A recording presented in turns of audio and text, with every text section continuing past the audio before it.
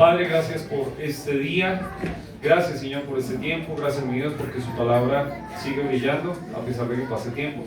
Y en este momento, Señor, lo que queremos hacer simplemente es compartirla, por ahí tratar de explicarla, pero sobre todo, Señor, de que usted sea hablando a cada persona que está acá, primero el que está hablando aquí al frente. Pedimos por esto, Señor.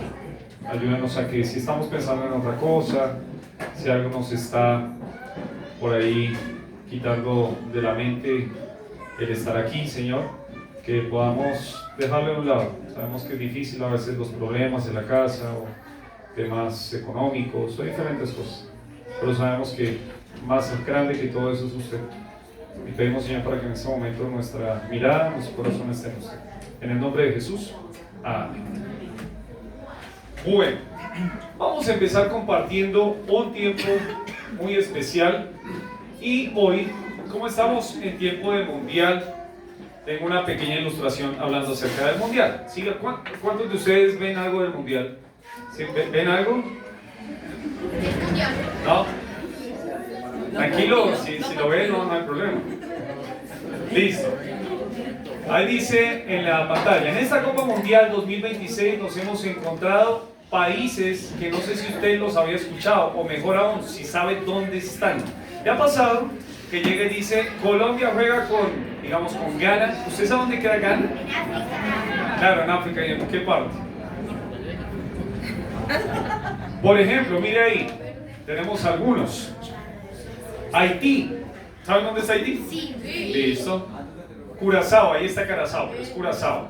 Curazao está como al ladito de Venezuela, ¿no? Por ahí tirando para allá.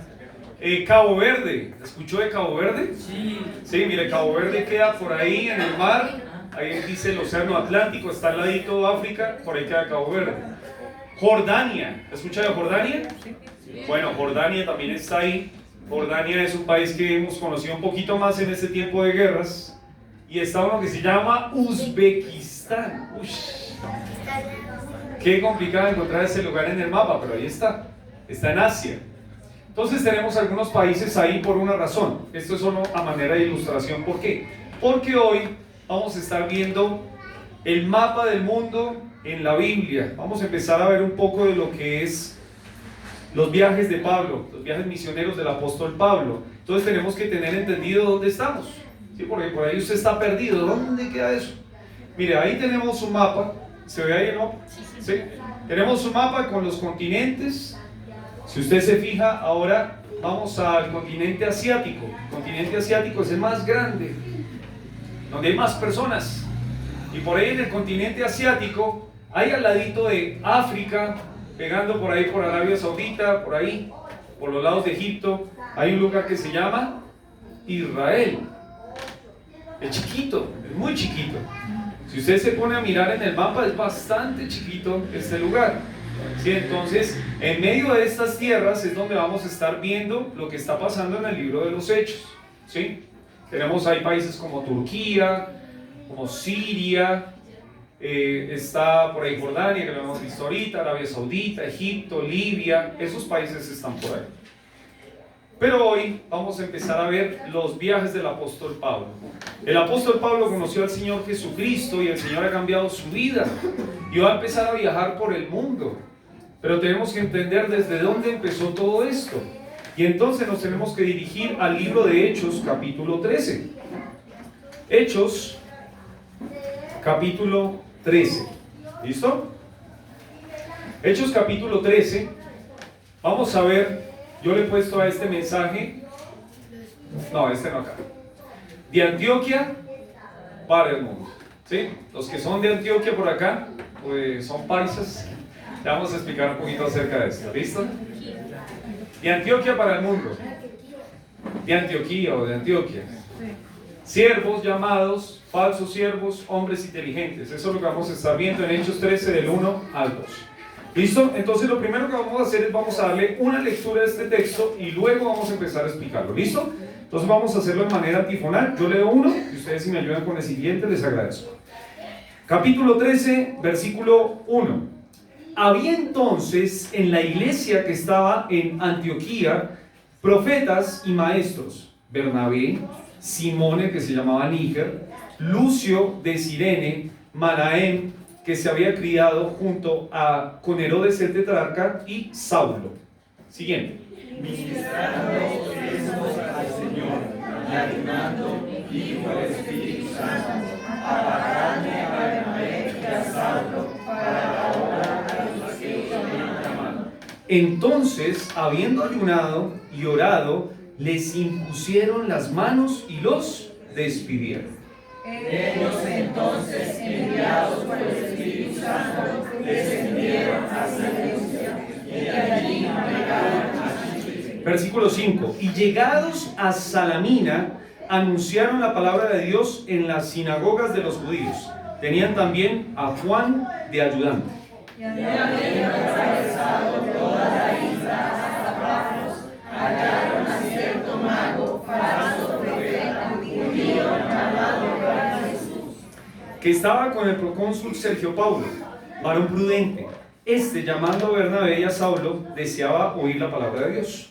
pero le resistía a Elimas el mago, pues así se traduce su nombre, procurando apartarle la fe al procónsul.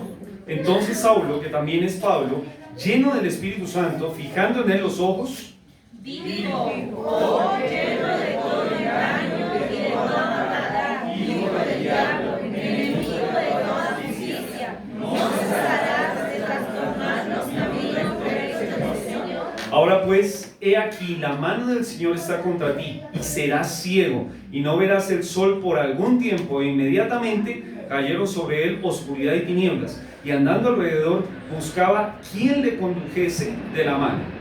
Entonces el procónsul, viendo lo que había sucedido, creyó maravillado de la doctrina del Señor. Amén. Estos son los versículos que vamos a tratar de explicar. Vamos a empezar primero pensando en estas personas y en realidad en este Papa. Vamos a empezar con el mapa.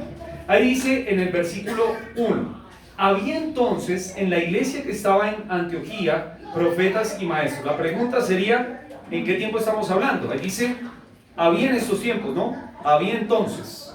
¿En qué tiempo está hablando? Más o menos estamos situados en el año 46 antes de Cristo. Después de Cristo, perdón. El año 46 después de Cristo. Ese es el año más o menos, entre 46 y 48. ¿Por qué lo decimos? Si usted se fija en el versículo 7, capítulo 13, versículo 7 dice, estaba con él el procónsul Sergio Paulo. El procónsul Sergio Paulo estuvo en el gobierno de este lugar en el año 46 al 48. Entonces, más o menos estamos diciendo esto porque en ese tiempo estuvo este hombre gobernando este lugar. Ya vamos a decir quién era él. ¿Dónde estaba la iglesia? Dice, había entonces en la iglesia que estaba en Antioquía. Si usted se fija, ahí en el mapa, a ver, por allá al fondo hay una estrellita. En esa estrellita dice Antioquía, ¿sí? No es Antioquía acá de Colombia, ¿sí? Porque acá en Colombia, los colombianos sabemos que tenemos un departamento, se llama Antioquia, ¿sí? Pero es interesante un dato que encontré. El mariscal Jorge Robledo, un español que llegó acá a Colombia.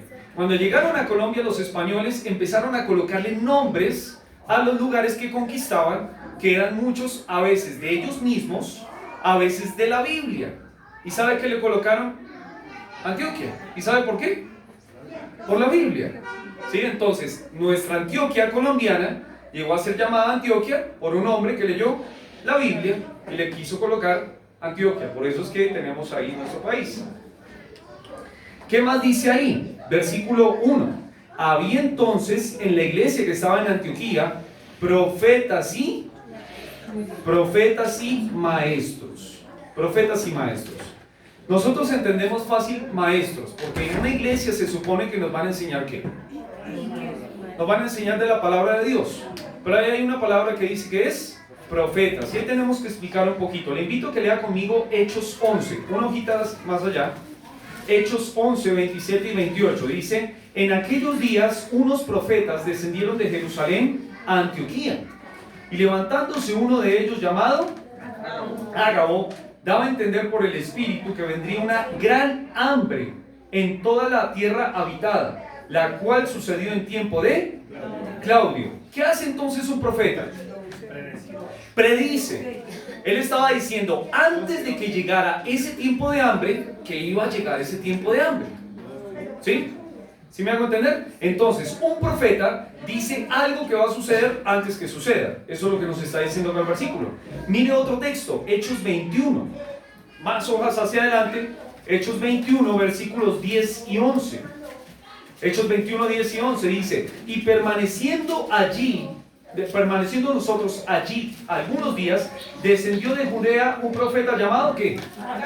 El mismo que trabajó en el 11, ahora está trabajando en el 20.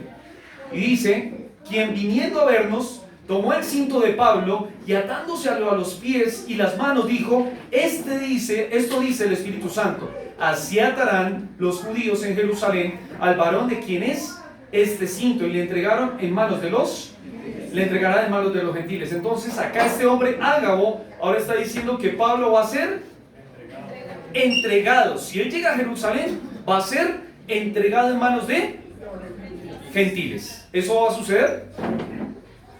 Si usted lee capítulos más adelante, va a encontrar que Pablo va a ser encarcelado. Mira lo que dice Deuteronomio. Yo siempre les digo que dejen algo para que no se les pierda donde estamos leyendo. Y vamos a leer Deuteronomio. Deuteronomio capítulo 18, versículo 22. Deuteronomio 18, 22. El que lo tenga, por favor, léalo bien fuerte. ¿Qué dice? ¿Alguno lo tiene? Hermano Giovanni. Deuteronomio 18, 22. Si el profeta hablare en nombre de Jehová y no cumpliere lo que digo, ni aconteciere, es palabra que Jehová no ha hablado. Con presunción la habló él, tal profeta. No tengas temor de él. ¿Cuál era la marca de que era un profeta de Dios? Que lo que dice se cumpla. Entonces esto es muy importante, porque hay a veces personas que dicen cosas. No, mire, es que en 2 años va a llegar Cristo. ¿Usted ha escuchado personas que han llegado a decir estas cosas? Sí. Una vez yo escuché, hace muchos años, me decía una compañera mía, que un pastor le dijo a una mujer que estaba ahí sentada, le dice: yo te profetizo a ti que el día domingo va a llegar alguien y se va a sentar al lado tuyo, que va a ser tu esposo. Graves. Es una profecía dura, ¿sí? Porque ella estaba mirando a ver quién se le sentaba al lado, ¿sí? Tenga cuidado con personas que dicen hablar de Dios, pero que no son profetas, porque el profeta verdadero era aquel que hablaba de parte de Dios y lo que decía se cumplía. Hechos 15:32, por favor, volvamos a Hechos. ¿Qué más hacía un profeta? Hechos 15:32. Y Judas y Silas, como ellos también eran profetas, consolaron y confirmaron a los hermanos con abundancia de palabras. ¿Qué más hacía un profeta? Consolaba. ¿Qué más? Confirmaba. ¿Ayudaba con qué? Con la palabra. Entonces, para los que me han escuchado, Dios habla y utiliza personas para poder transmitir su mensaje. ¿Cómo se llaman esas personas? Profetas. En el tiempo antiguo era palabra revelada a un hombre y el hombre la revelaba al pueblo. Tenemos a Isaías, a Jeremías, a Ezequiel, a Moisés, a Oseas, Joel, Amós, Atías, Jonás, Miqueas, Nahum, Habacuc, Sofonías, Ageo, Zacarías, Malaquías. Tenemos un montón. Muchos profetas hablaron de parte de Dios. ¿Sí? Tenemos muchos. ¿Y qué hacían ellos? Confirmaban la palabra de Dios, la compartían para poder animar a los hermanos. Este era el oficio del profeta. Sin embargo, ¿esto ha cambiado en este tiempo? ¿Será que hay profetas en este tiempo? Mire conmigo lo que dice Primera de Corintios 12. Primera de Corintios 12, versículo 28. En la iglesia, al principio decían así: a unos puso Dios en la iglesia, primeramente apóstoles, luego profetas, maestros, luego los que hacen milagros, después los que sanan, los que ayudan, los que administran, los que tienen don de lenguas. ¿Existían los profetas en el tiempo de la iglesia primitiva? Sí, claro que sí. Pero mira ahora en la siguiente hoja, capítulo 13. Primera de Corintios capítulo 13, versículo 8. El amor nunca deja de ser. ¿Pero qué? ¿Qué se iba a acabar? Las profecías se iban a acabar. ¿Y saben cuál es la palabra que utiliza ahí la escritura? Es una palabra en griego que significa que iban a empezar a desaparecer poco a poco. ¿Cuándo? Miren lo que sigue diciendo. Cesarán las lenguas, eso es otro tema. La ciencia acabará porque en parte conocemos y en parte profetizamos. Mas cuando venga lo perfecto, entonces lo que es en parte se acabará. ¿Qué sería lo que estaba todavía en parte? Hay muchos que dicen muchas cosas. Yo le quiero decir lo que creo que es la interpretación de este texto. Vamos a Apocalipsis capítulo 22. Apocalipsis 22. Mire lo que dice. Versículo 19. 18, por favor. Yo testifico a todo aquel que oye las palabras de la profecía de este libro. Si alguno añadiere a estas cosas, Dios traerá sobre él las plagas que están escritas en este libro. Si alguno quitare de las palabras de esta profecía, Dios quitará su parte del libro de la vida y de la santa ciudad y de las cosas que están escritas en este libro. ¿Sabe cuándo terminó la escritura? Aquí. ¿Hay que agregarle algo más? Lo que es en parte, ya, la tenemos. Antes no tenían esto, ahora lo tenemos en nuestras manos. ¿Necesitamos a alguien que nos diga qué va a ocurrir en el futuro? No. ¿Qué tenemos? La palabra de Dios. La palabra profética más segura, dice en Primera de Pedro. Usted no necesita que alguien le lea el chocolate, o que le lea la mano, o que le diga lo que va a pasar en el futuro. ¿Por qué? Porque tiene la palabra de Dios. ¿Quiere saber qué va a pasar en el futuro? Lea la Biblia. Lea la palabra.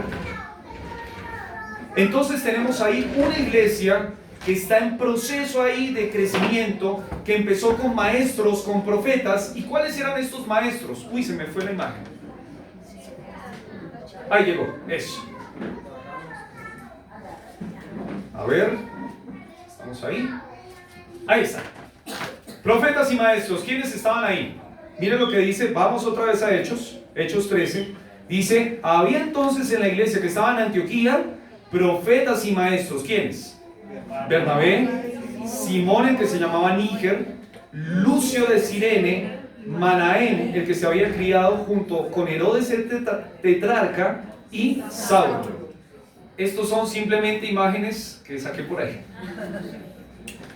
Bernabé era el hombre que llevó a Saulo cuando nadie lo quería, llega y lo lleva a que lo conozcan ahora en la iglesia.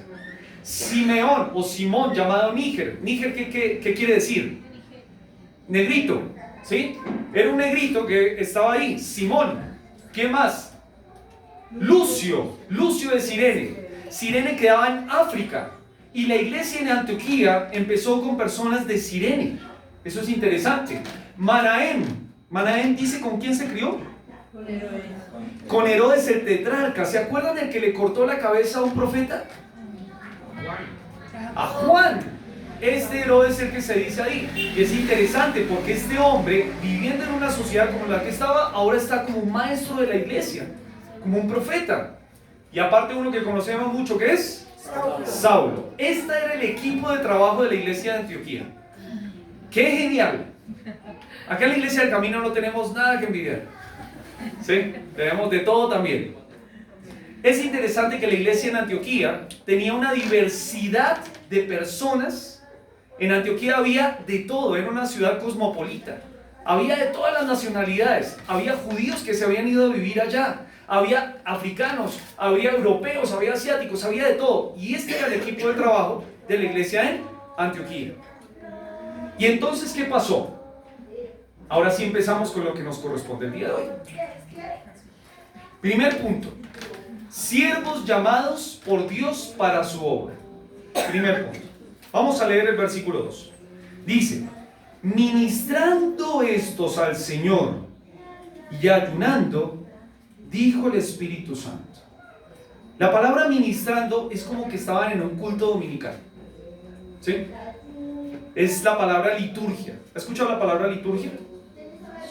Tiene que ver con un grupo de personas que están adorando a Dios. Entonces, estaban en pleno culto y dice aparte, ¿qué más estaban haciendo? Adorando a Dios. Estaban ministrando al Señor y ayunando. O sea, en medio del culto que estaba pasando, las personas estaban ayunando. Es interesante que a veces colocamos ciertos días para ayunar, pero para ayunar usted puede tomar cualquier día. Estos tomaron ese día de servicio y estaban ayunando. ¿Y qué pasó? Ministrando estos al Señor y ayunando, dijo el Espíritu Santo. No fue el pastor, no fue el líder de la iglesia, fue el Espíritu Santo. Cuando la iglesia está congregada y están adorando al Señor, ayunando, capaz que es más fácil escuchar la voz de Dios. Esto no estamos diciendo que acaba de aparecer algo en la pared o algo así, no. Estamos diciendo de que escuchamos en la palabra que Dios nos está hablando. Yo le animo a usted a que entienda que este libro no es cualquier libro. Este libro es la palabra de Dios y si usted presta atención, usted puede escuchar algo. Usted dirá, no, pero solo son letritas. No, no solo son letritas. Si este libro es la palabra de Dios, este libro le va a hablar. Solo es que usted preste atención. A veces estamos tan embobados en tantas cosas que por eso no escuchamos. Pero preste atención y Dios le va a hablar. Y entonces, ¿qué pasó? ¿Qué fue lo que dijo el Espíritu Santo? Dice ahí, apartadme a Bernabé y a Saulo para la obra a la que los he llamado. ¿Se van a quedar? 2. Apartadme a Bernabé y a Saulo, ¿para qué obra? Una que tenía Dios para ellos. Vamos a leer algunos versículos. Por favor, ayúdenme buscando rapidito, el que los encuentre. Hechos 14, 23. Hechos 14, 23. ¿Quién lo tiene? Luis. Yo les voy diciendo y así leemos todos de una. Primera de Timoteo 5, 22. ¿Quién lo quiere buscar? Avi. Romanos 10, 14 y 15. ¿Quién lo quiere buscar? María. Salmos 119, 133. ¿Quién? Javier. Y Mateo 28, 19 y 20. Susana. Listo. Empezamos. Hechos 14, 23. Luis. Dice la palabra de Dios. Y constituyeron ancianos en cada iglesia, y habiendo orado con ayuno, los encomendaron al Señor en quien habían creído. ¿Qué es lo que vemos parecido a lo que acabamos de leer? Dice que ellos constituyeron ancianos. No es que usted estaban buscando viejitos, ¿sí? Anciano no significa eso. Anciano es un líder de la iglesia. Estaban buscando líderes y los van a colocar en cada iglesia, pero lo que estaban haciendo era orando y ayunando. Qué importante entonces era para ellos el estar teniendo comunión con el Señor antes de poner a alguien a servir. Eso es muy, muy importante. Sigamos leyendo. Primera de Timoteo 5, 22. Dice, no impongas con ligereza las manos a ninguno, ni participes en pecados ajenos. Consérvate puro. No impongas las manos con ligereza. ¿Qué quiere decir eso? Como que, venga, ¿quiere servir? ¿Le gusta? Venga, hágale. ¿Sí? ¿Quiere predicar? A ver, mire a ver qué encuentra y léalo. No, así no se hace. Mire, yo he visto muchas iglesias. Vamos a tomarlo por otro lado. Digamos que usted sabe tocar muy bien la guitarra. Ah, no es que sabe tocar muy bien la guitarra, entonces para la alabanza. Y ni lo conocemos, no sabemos si tiene a Cristo o no tiene a Cristo, si lee la Biblia, si tiene un buen testimonio o mal testimonio. Y lo que pasa es que después la gente dice, uy, mire, pero ese yo lo vi que está por ahí haciendo cosas raras. Mire lo que publica en su Facebook. Mire lo que hace por allá con sus amigos. Y entonces uno que dice, ¿para qué yo quiero estar en una iglesia así? No impongan las manos con ligereza. Romanos capítulo 10, por favor, el que lo tiene. ¿Quién es? María. Dice, ¿cómo pues invocarán a aquel el cual no han creído? ¿Y cómo creerán en aquel quien no han oído? ¿Y cómo oirán sin haber quien les predique? ¿Y cómo predicarán si no fueren enviados? Romanos 10, 14 y 15 dice. Gracias, María.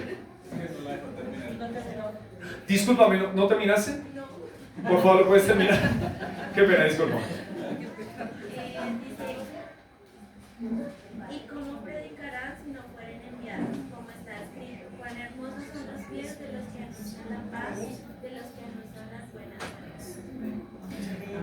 Es importante que la iglesia crezca, ¿sabe? Pero es importante que la iglesia no se quede todos aquí los mismos de siempre y pasan los años y nos hacemos viejitos y nadie hace nada. No, eso no está bien, eso es una iglesia que no es sana. La iglesia sana es aquella que hermanos empiezan a crecer y hágale, vamos ahora, usted va para allá y seguimos creciendo. Creciendo por ahí no en número, capaz que algún día seamos, no sé, 100, 200, quién sabe. Pero la idea es, la iglesia sana es una iglesia que cuando ve una necesidad, hermano, ahora le toca en Lituania, usted va a seguir en Lituania, listo. Y seguimos creciendo. Y ahí en Romanos dice, ¿cómo predicarán si no fueren enviados? Salmos 119, 133, el que leía hoy mi hermano. Ordena mis pasos con tu palabra y no se enseñoree, y ninguna iniquidad se enseñoree de mí. Nosotros debemos guiarnos con la palabra. Cuando usted tome decisiones, y en especial decisiones en la iglesia, ¿a qué ir? A la Biblia. Y uno más, Mateo 28, 19 y 20. Por tanto, id y haced discípulos a todas las naciones, bautizándolos en el nombre del Padre, y del Hijo, y del Espíritu Santo, enseñándoles que guarden todas las cosas que os he mandado. Y he aquí yo estoy con vosotros todos los días hasta el fin del mundo. Amén. Amén. Ese se lo saben varios, ¿no? La gran comisión sigue estando ahí. Nosotros tenemos que cumplir. No nos tenemos que quedar quietos. Y la gran comisión no se queda solo en Antioquía. Es para todo el mundo. Por eso es el mensaje del día de hoy. Antioquía para todo el mundo. Sigamos, vamos otra vez al libro de Hechos. Hechos 13, versículo 3 dice, entonces, habiendo ayunado y orado, les impusieron las manos y los despidieron. Ellos entonces, enviados por el Espíritu Santo, descendieron a Seleucia. Antes de seguir lo de Seleucia, recuerde, ¿quién los envió? El Espíritu Santo. Miren, cuando una persona va a un lugar a servir, lo que lo sostiene no es la iglesia, no es la plata, no es si no hay problemas, es que Dios lo haya enviado. Porque cuando llegan los problemas, uno mira para todo lado, o cuando ya no hay plata, o la iglesia no le quiere apoyar. Pero si usted está enviado por Dios, usted no depende de una iglesia, usted depende de Dios. Vamos a seguir viendo y seguimos ahora con nuestro mapita. Vamos a ver si sale. No, me ayuda Sofía, por favor. Seguimos con el siguiente punto. Primero volvemos ahí a nuestro mapa. En nuestro mapa nos dice que los hermanos que estaban en Antioquía, este equipo, dice que ahora escogen a Bernabé y a Saulo para que hagan la obra que el Señor los ha llamado. Entonces ellos descienden a Seleucia. Seleucia está más o menos a 25 kilómetros de Antioquía. Yo quise tratar de darle alguna referencia para que me entiendan. 25 kilómetros desde el muelle, ¿sabe hasta dónde llegamos? Hasta Mosquera, más o menos, ¿sí? Hasta Sol Naciente llegamos. Ahí llegamos. Más o menos eso fue descender. ¿Por qué dice descender? Porque estaban arriba. Ellos más o menos estaban a 100 metros sobre el nivel del mar. Seleucia estaba a cero, estaba sobre el nivel del mar, era un puerto. De Seleucia, dice ahí, navegaron a Chipre. ¿Vieron? Seleucia hasta Chipre, hasta un lugar que se llama Salamina. Dice, y llegados a Salamina, versículo 5. Más o menos son 200, ahí dice, no, ahí no dice, 230 kilómetros en barco, primer viaje en barco. ¿Cuánto es esto? Es más o menos de Bogotá a Manizales, ¿sí? Para que usted entienda, o sea, siempre es lejos, ¿sí? Y dice que empiezan a predicar, versículo 5, y llegados a Salamina, anunciaron la palabra de Dios en las sinagogas de los judíos. ¿Por qué empezaban así? Porque ellos eran judíos y empezaban a llegar en donde los conocían.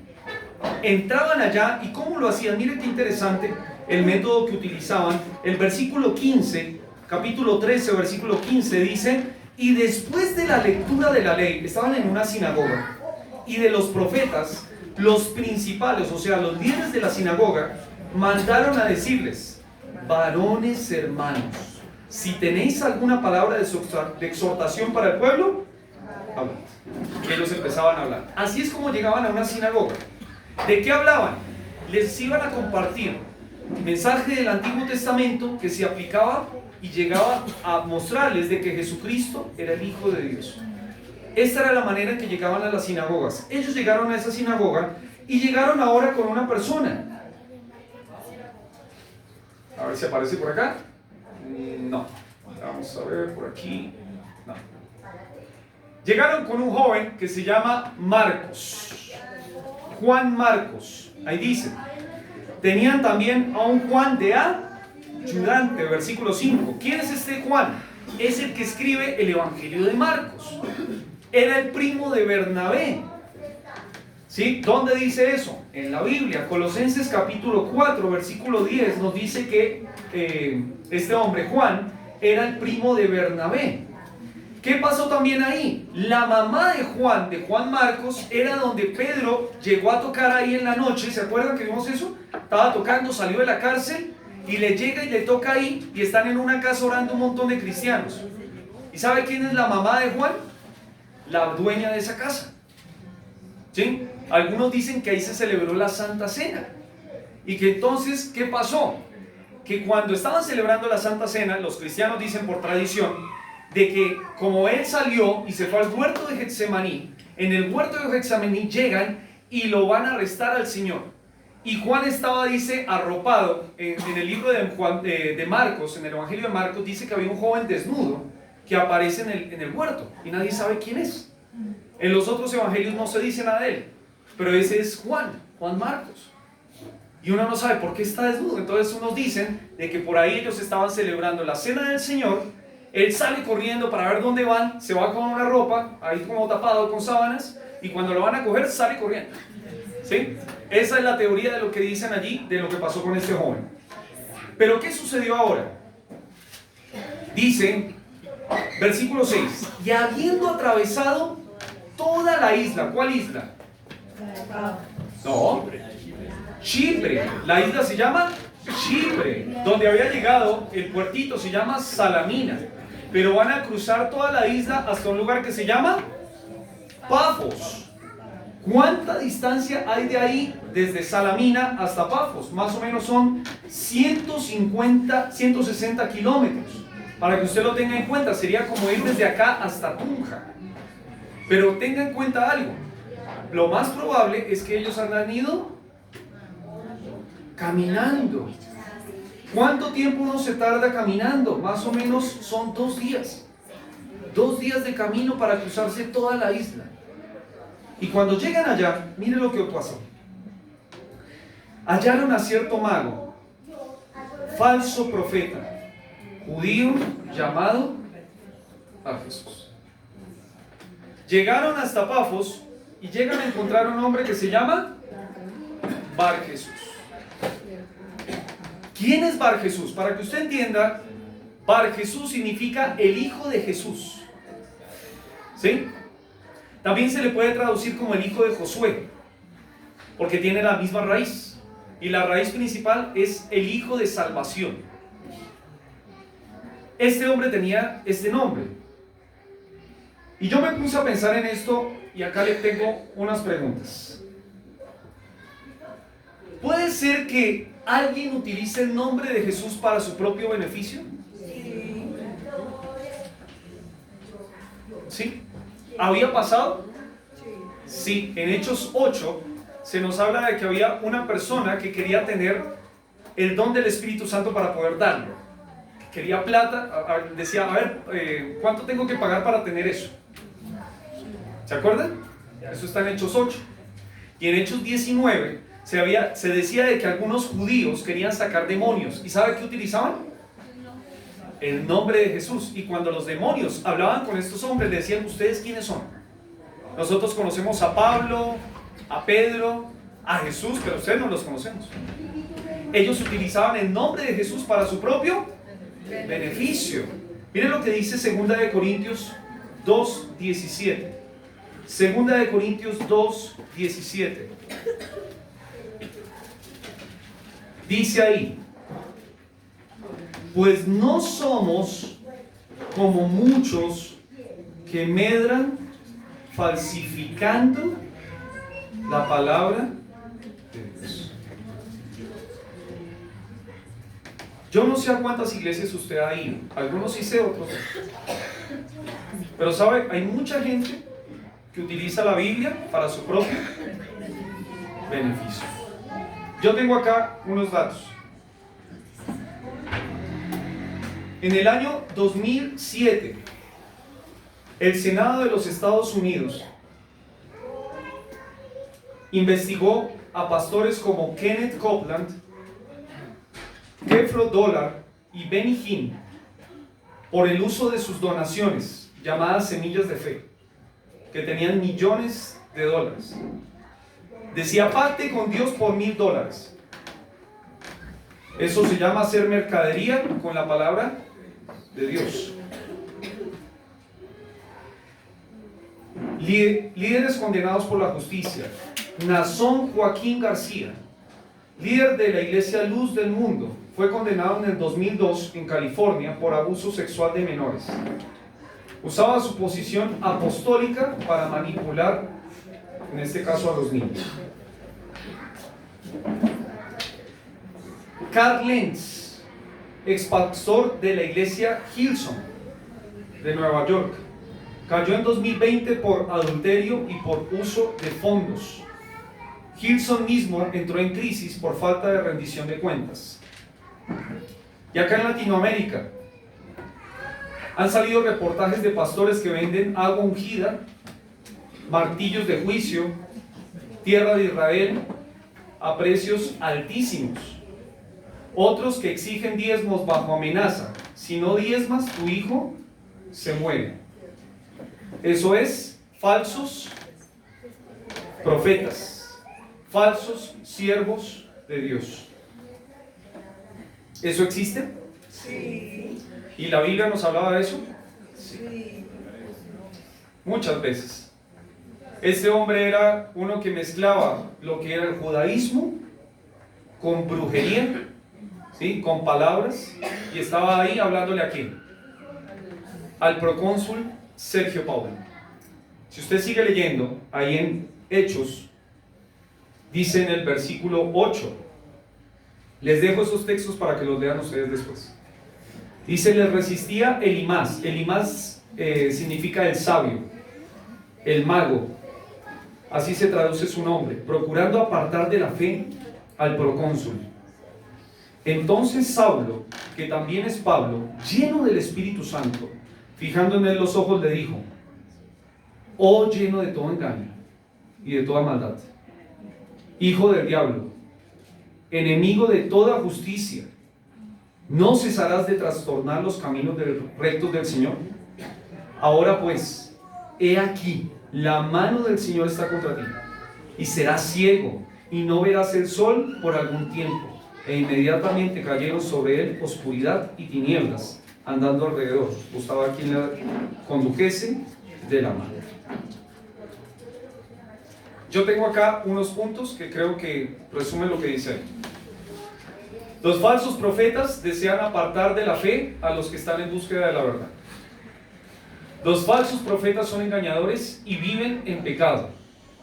Los falsos profetas, escuche bien, ¿son hijos de quién? Del diablo. No son salvos. Los falsos profetas son enemigos ¿de quién? De la justicia.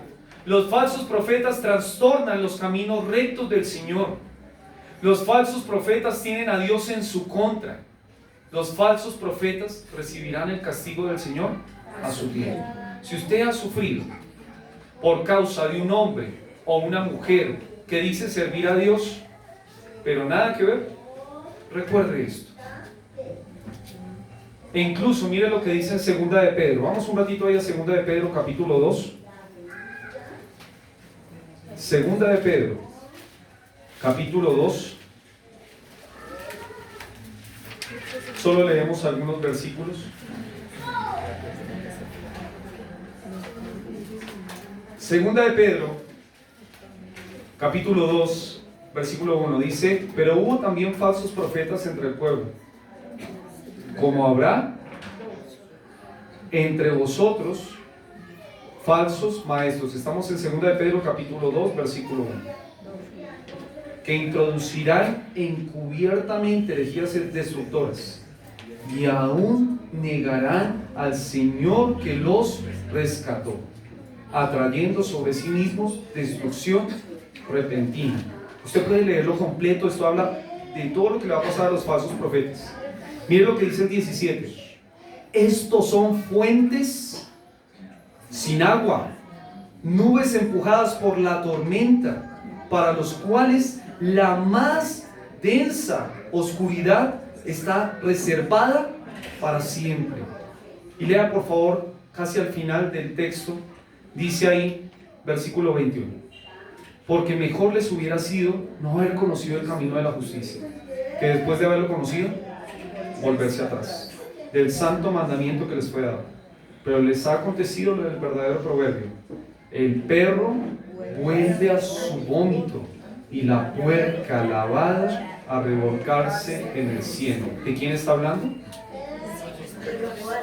De los falsos profetas. Recuerde, le animamos, si usted algún día se va a esta iglesia, en esta iglesia nosotros nos podemos equivocar, claro que sí. Pero acá algo que estamos haciendo siempre es, acá se predica la palabra. Si algún momento usted escucha a alguien que le dice algo de la Biblia como que no le cuadra, acérquese y le diga: oiga, ¿sabe que eso no me cuadra? ¿Me lo puede explicar?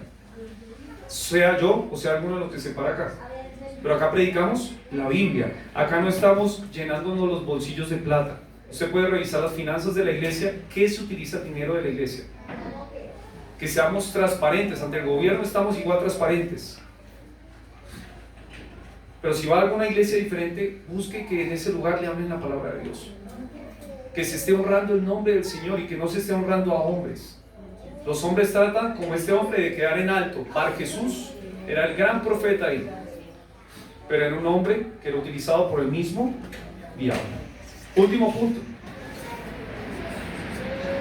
hombres inteligentes buscan a Dios. Hombres inteligentes buscan a Dios. ¿Por qué decimos esto? Mire lo que dice en el versículo 7. Estaba con él procónsul Sergio Paulo. ¿Qué es un procónsul? Un procónsul era un gobernador dado por el Senado romano, ¿sí? El Senado romano controlaba Chipre y había colocado un gobernador. En este caso no se le decía gobernador, se le decía procónsul. Era dirigido por el Senado y se llamaba ¿cómo? Sergio Paulo. Hay inscripciones en donde ha salido el nombre Sergio Paulo, en donde se ha dicho que en el año 46 al 48 este hombre realmente vivió. Y dice que este hombre, Sergio Paulo, tenía una característica. ¿Qué dice ahí en su Biblia? Varón prudente. ¿Sabe cuál es la palabra más exacta en ese texto? Era un varón inteligente. Era un hombre que tenía mente para hacer las cosas. Se estaba dirigiendo bien a este lugar. Y yo me puse a pensar, porque este hombre dice que quería escuchar lo que estaba hablando ¿quién? Bernabé y Saulo. Deseaba oír la palabra de Dios. Mire, ¿cuántas veces usted ha escuchado que la fe, que los cristianos cegamos la inteligencia? Así como que pobrecitos los cristianos, que mire que solo les meten religión. Por ahí están diciendo basuras, están llenos de basura, les taparon los ojos. ¿Sabe lo que dice en Proverbios 2:6? Jehová da la sabiduría, de su boca viene el conocimiento y la inteligencia. O sea, ¿qué quiere decir? Si usted estudia la palabra de Dios, usted no se vuelve más tonto, usted se vuelve más sabio. ¿Se acuerda de Daniel y sus amigos? ¿Quiénes eran los mejores del pueblo? No había ninguno, solo Daniel y sus amigos fueron los más inteligentes entre todo el grupo, no fueron hallados mejores. Tengo unos datos acá. Son muchos, pero me gustaría que después usted los vea y se fije un poquito. Científicos que usaron la Biblia: Isaac Newton, Johannes Kepler, Blaise Pascal, Michael Faraday, Francis Collins. ¿Los ha escuchado alguna vez? Sí. Ellos estudiaron la Biblia. Y mucho de lo que ellos estudiaron los utilizaron en sus descubrimientos. Por ejemplo, Isaac Newton, la ley de gravitación, de cálculo; Johannes Kepler, leyes de movimiento planetario; probabilidad; Blaise Pascal, hidráulica, calculadoras, electromagnetismo; Michael Faraday; Francis Collins, líder del proyecto del genoma humano. Ese es mucho más cercano a nosotros. Y ahí cómo usaron la Biblia. Líderes políticos. ¿Será que los políticos, habría un gran político que habrá utilizado la Biblia? Sí. Abraham Lincoln abolió la esclavitud de los Estados Unidos. Martin Luther King, los derechos civiles. William Wilberforce abolió la trata de esclavos en el Imperio Británico. Desmond Tutu luchó contra el apartheid. Ahí, no, por causa del tiempo no se los voy a explicar, pero acá está más o menos todo lo que ellos estuvieron haciendo en su tiempo con la Biblia. Escritores y filósofos: Dostoyevsky, un hombre que utilizó la Biblia, dice que la Biblia era su único libro en la prisión. Sus novelas exploran la culpa, la gracia, la resurrección. ¿Se han visto El Señor de los Anillos? Sí. Es interesante porque este hombre tenía una cosmovisión bíblica del bien y del mal. C.S. Lewis, ¿se ha visto las Crónicas de Narnia?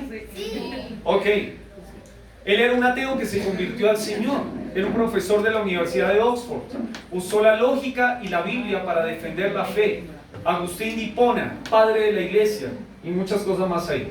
Artistas. ¿Será que los artistas que hemos escuchado, grandes artistas, han utilizado la palabra de Dios? Sí.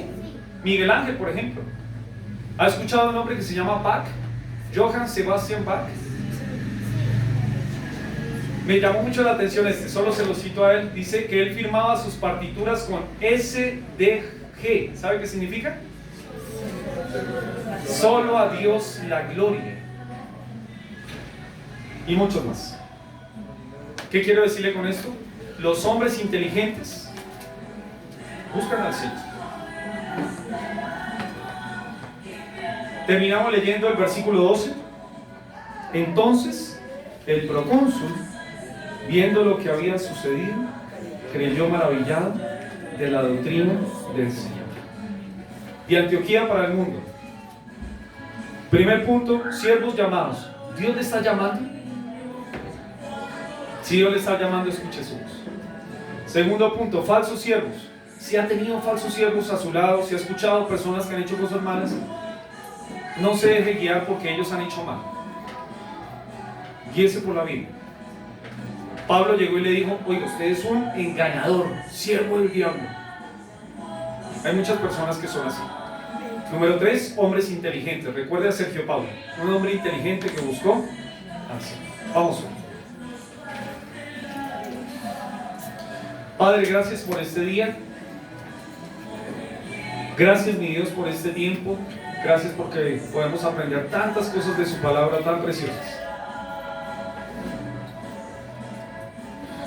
Ayúdenos, por favor, a no tomarlo como un libro cualquiera. Podemos leer ahí en su palabra que hay tanta riqueza, tantas cosas preciosas. Y rogamos, Señor, para que no nos acostumbremos a leer la Biblia, sino que, así como dice la Escritura, escudriñemos, a que nos metamos bien a fondo, a que revisemos hasta el más último detalle, porque seguramente allí hay algo más que no hemos visto. Gracias, Señor, por la iglesia de Antioquía, que es un ejemplo para nosotros. Una iglesia que fue formada en medio del testimonio de los judíos que llegaron allí a compartir la palabra, pero que siguió creciendo y empezó a mandar misioneros. Y ayúdanos, Señor, a que la iglesia del camino en algún momento podamos enviar misioneros, podamos enviar siervos, que la iglesia del camino no se quede encerrada en 4 paredes, sino que sigamos en lo que usted nos ha mandado a hacer. Levante siervos, Señor, llámelos por favor, que podamos seguir allí en lo que usted ha puesto para su iglesia en este tiempo. Gracias, Señor, por cada siervo de esta iglesia. Pedimos, Señor, por aquellos hombres y mujeres que dejan en el piso su nombre, hombres y mujeres que son como el perro que vuelve al vómito, que engañan a las personas, que les roban la plata. Rogamos que usted les abra sus ojos y que ellos entiendan que están mal.